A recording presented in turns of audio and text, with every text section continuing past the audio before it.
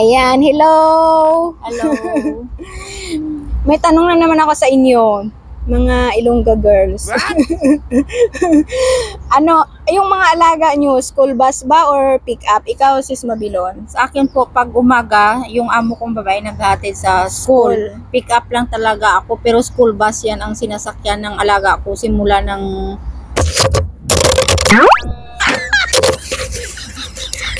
Chimchachoy at hanggang Taiwai, school bus yan. Pinipick up mo lang siya. Sa Taiwai. Dinadrop lang siya ng, School bus. ng school bus, tapos pinipick up mo doon. Opo. Ikaw, alaga mo Alaga ko school bus. sa morning, sa school bus.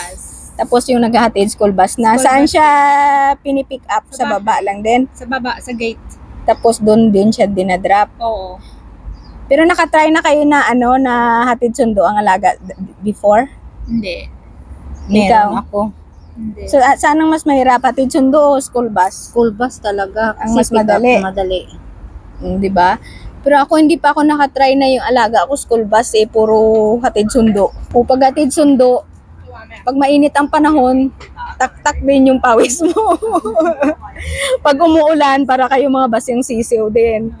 Yun yung mahirap pag hatid sundo. Kasi kawawa din tayo, nakakapagod.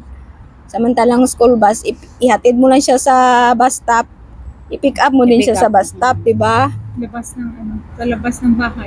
Kung saan yung yung stop nung school bus, doon ipi-pick up at idadrop yung bata. Yun lang. Thank you. Thank you.